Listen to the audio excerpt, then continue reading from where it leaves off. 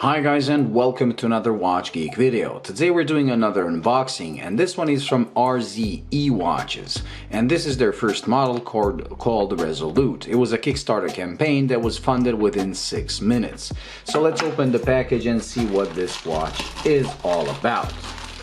Now this is advertised as a free time field watch, or free time watch as you want to call it.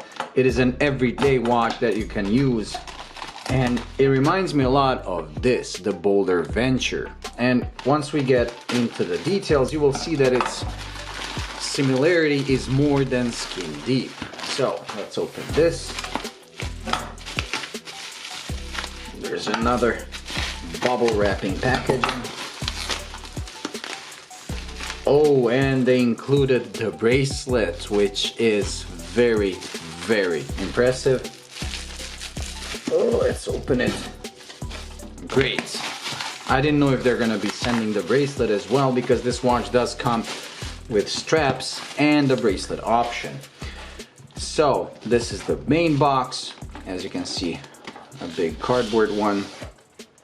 Once you open that, once you remove the sleeve, you have the RZE logo. And let's open it. Oh wow, inside another, like a leather pouch. Let's move this away. And this is very, very long. So let's open it like this. Okay. And there we go. In here you get a cloth for cleaning your watch, QR code, and this is the watch itself. It comes on this textile or canvas strap with titanium hardware, because this watch is made out of titanium. Let's remove the plastic wrapping. Trying to find where we'll just use brute force. There we go. Okay, so here it is. Let's zoom in a bit, remove or peel off the protective film, and look at it. So pretty cool looking. And like I said, very similar to Boldr. It also has these sharp lines. The case is made out of titanium, but in this case the titanium is coated with a special coating that's even harder, that's supposedly 8 times harder than steel when it comes to handling scratches.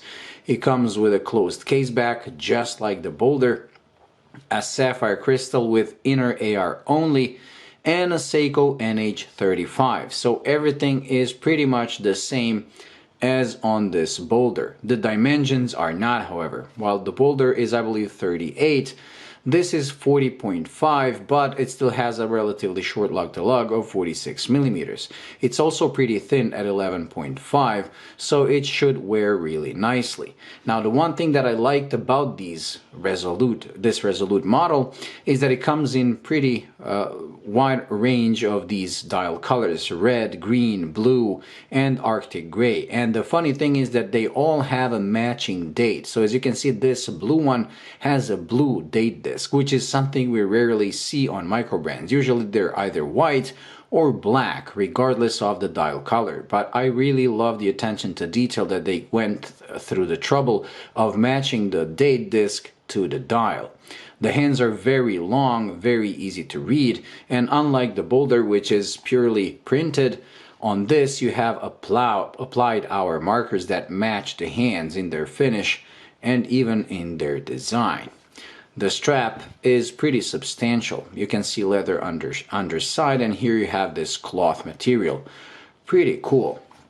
Now we'll try to put it on my wrist to see how it compares. So this is the Boldr on my wrist. Let's take that off, and it's on a Vario NATO strap. I usually hate NATO straps, but this one is extremely comfortable because it's one of those stretchy NATOs. And let's put this to see how it looks on my 6.7-inch wrist. Now the strap is kind of tough, as you would expect, since the watch is brand new.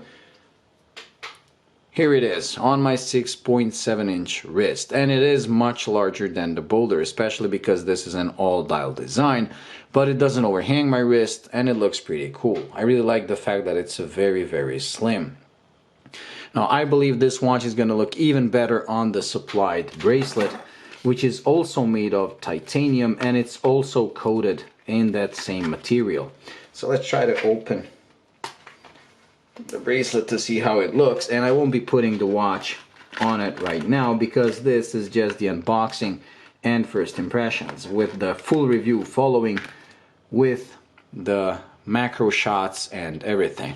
And as you can see, the bracelet has solid end links, solid links, and a milled out clasp, which is pretty cool. But it's very light, and that's the thing with titanium. Some people mistake it for cheapness because this is really, really light. Like it's made of plastic. Wow. So for the full review, I will put it on the bracelet to see how it looks. But for now, this is all we have. Now, supposedly it has something called like two-colored lume. And the way I believe is that the hour markers, as you can see, they have the applied markers and these dots. I believe these are different color and they're all lumed. So let's try to fill the lume with light, because this has been traveling for probably weeks, and we'll do the Boldr as well just to see how they compare.